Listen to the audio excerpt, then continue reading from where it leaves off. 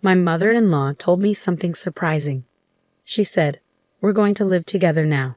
We turned the house into 2 separate homes to make it easier. Is the house in your name, Emma? Sorry to ask, but can you pay the $80,000 bill for the changes?" My mother-in-law and husband thought it was funny, but I felt determined. I was going to tell them something important, even though my husband didn't know yet. I had proof too. My name is Emma Davis, and I'm 26 years old. I live a little away from the city in a place surrounded by nature. I work in an office and draw pictures for fun. Recently, I've been sharing my drawings online and reading the comments people leave.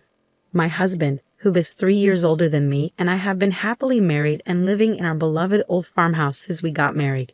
But there's been a visitor who comes by once a month since then, and they always give me a headache. "Emma, I'm here. Please open up quickly." I hurried to the front door when I heard the insistent banging. "Ah, it's my mother-in-law. I'll open it right away," I said, even though there's a doorbell right next to the door. I tried to smile as I opened the sliding door. There are so many bugs around here. It's so annoying. Is George still at work? Poor thing, even on Saturday. Oh, I brought some of his favorite food. I saw a tired-looking woman holding a big bag, waiting at the door. As she chattered on, I tried to keep up my fake smile.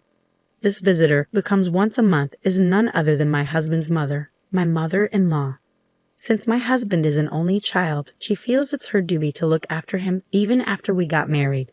She even gives me tips on how to manage the house.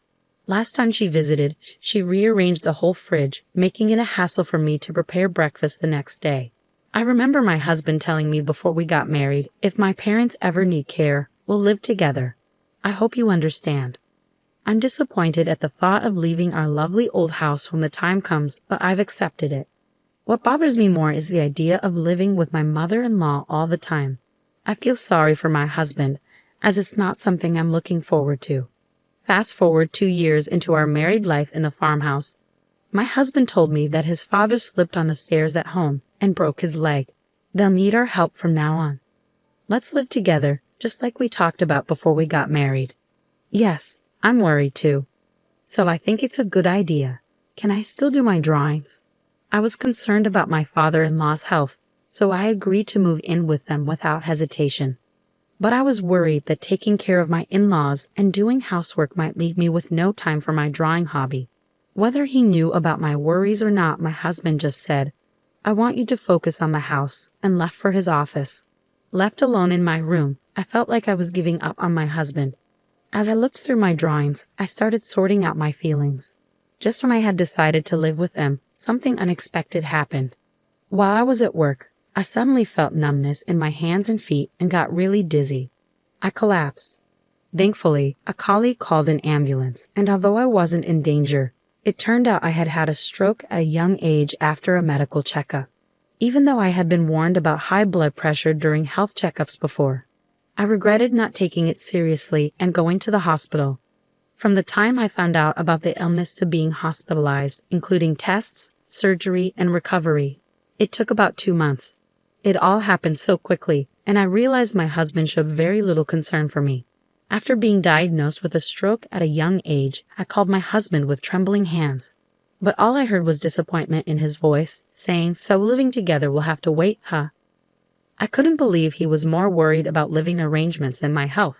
Luckily, my father-in-law was still in the hospital with a fracture, so I didn't have to worry about taking care of him. This allowed me to focus on my treatment, which was a silver lining. Plus, since we didn't have kids, that wasn't an added concern. Suddenly, I thought of my mother-in-law, always talking about wanting to see her grandchild soon. But I pushed that thought away and grabbed my sketchbook. Lately, I had been too busy with preparations to live with my in-laws and undergoing tests since my stroke to indulge in my favorite pastime of drawing. I knew once I moved in with them, I'd have even less time for it. I decided to view my time in the hospital as a gift of freedom from God and resolved to enjoy my hobby to the fullest. Once this period was over, I promised myself to give my best to my husband and in-laws, whether it was doing chores or anything else. The 2-month hospital stay flew by, and finally it was time to leave. My husband casually asked if he should pick me up, but I wanted some time alone, so I declined, feeling a bit guilty. As I rode the bus, I looked out the window and saw the familiar scenery. I realized I was already near home. The sunlight shining on the lush green leaves was breathtaking, and I felt a mix of emotions, thinking goodbye to this beautiful natural setting. Since my in-laws' house is closer to the city, my life is going to change a lot from now on. Feeling a bit sad, I stepped off the bus at the familiar stop. As I walked towards what was supposed to be my beloved old home, I suddenly froze in astonishment. Instead of the familiar private house I knew so well, there stood a completely unfamiliar house that I had never seen before. After being in a hospital for about 2 months, I double-checked the surrounding buildings and the path I took, wondering if I had somehow gotten the location wrong. But it was no mistake. There was no point in wandering around, so I timidly pressed the intercom of the unfamiliar house. A voice I knew well, undoubtedly my husband's, responded with a simple yes. Still feeling confused, I quietly said, "It's Michelle," into the intercom. The front door creaked open and my husband, dressed casually, appeared. "Ah, welcome home. You're back earlier than I expected." "I had the day off today. I could have picked you up," George said. "George, what happened to our house? Why has it changed so much?"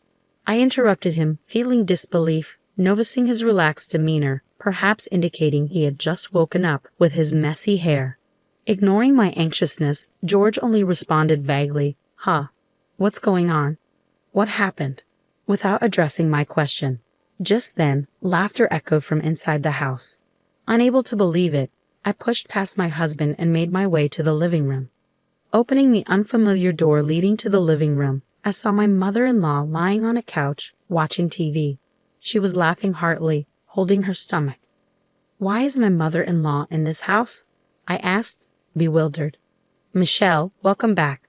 Hospital stays can be long, but don't worry. I took care of the house while you were gone," my mother-in-law said casually. I was puzzled by what my mother-in-law meant by taking care of the house. Did she mean chores? With a sinking feeling, I pressed her on why our old house had changed so much. Without any hint of remorse, she replied, "Well, since we're all going to live together, I thought it would be more comfortable to remodel it into a duplex." The words "remodeled it into a duplex" kept echoing in my head. My mother-in-law had always been one to meddle in our lives, but I never imagined she would renovate our house without asking. And weren't we supposed to move into my in-laws' house, closer to the city center?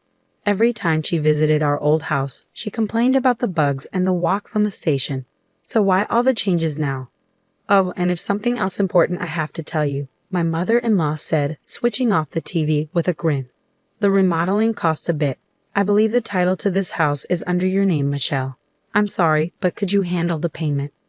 My mother-in-law chuckled, devoid of any hint of apology. "Ah, it's $80,000, she said, her smile growing wider.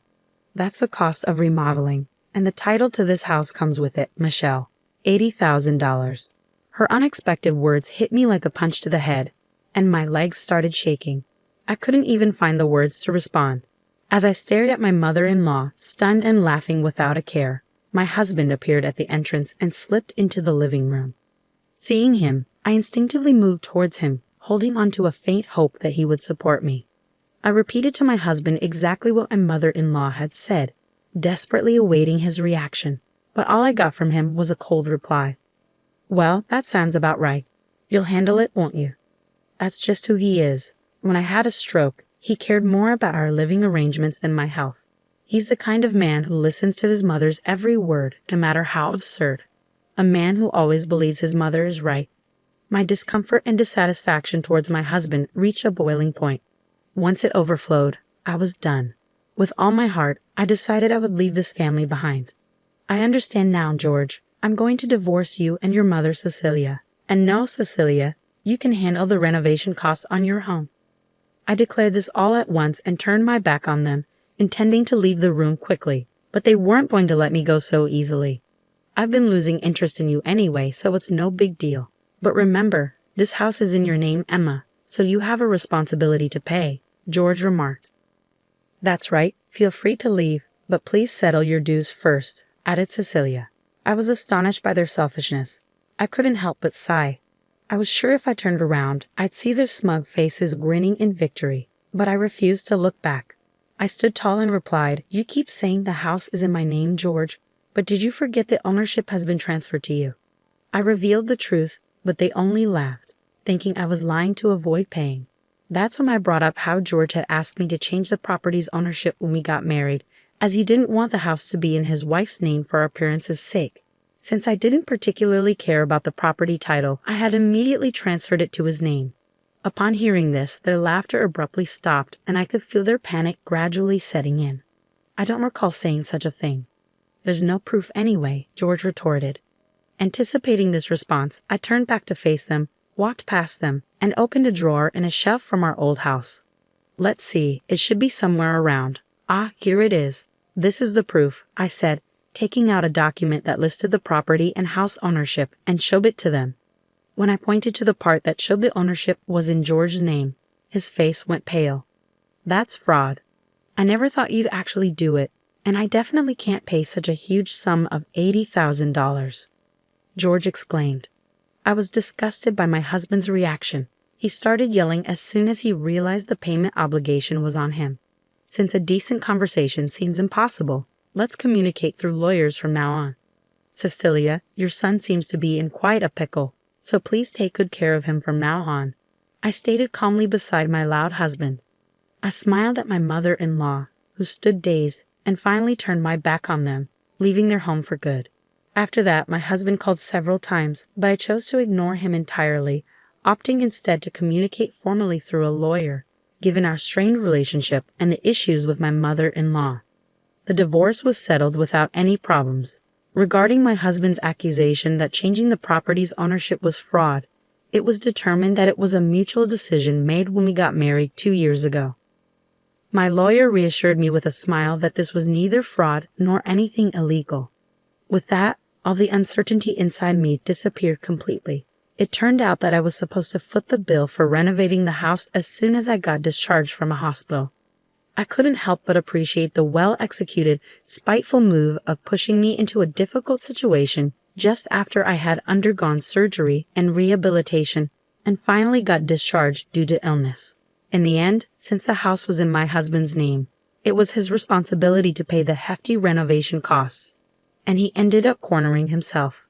Moreover, I was able to secure alimony after the divorce was finalized. My husband, faced with a claim for an amount he couldn't possibly pay off, either borrowed money from risky sources or didn't pay at all. While I was in the midst of the legal battle with my husband and mother-in-law, I received an apology from my father-in-law, Bob, who had been hospitalized with a broken leg, saying, "I'm sorry for my wife and son's behavior." Of course, it didn't seem that Bob was directly involved in this matter, but it couldn't be denied that for 2 years after our marriage, he had turned a blind eye to his wife and my indifferent husband. After briefly replying to Bob's message, I made the decision to cut all ties with my old family and start afresh. Since then, my health has been gradually improving, and I was able to return to work. When I was married, I used to draw illustrations, but I always felt restricted by my husband's presence. Now, I can immerse myself in drawing whenever and however I want. Initially, drawing was just a hobby, but now I receive job offers through the social networking site where I post my illustrations. I spend more time drawing for work than for pleasure these days. My current dream is to buy an old farmhouse in a somewhat rural town using the alimony from my husband and my savings, and to open an art studio there. Today, I'm taking the first step towards realizing that dream by heading to see an old farmhouse. As I gaze out at the scenery from the bus, I can't help but think back to the day I left the hospital, the day that changed my life forever. The natural scenery outside remains the same as it was that day, but my feelings are clearer now, and I'm filled with excitement for the new life that awaits me. The leaves on the trees, illuminated by the sunlight, look so bright and dazzling.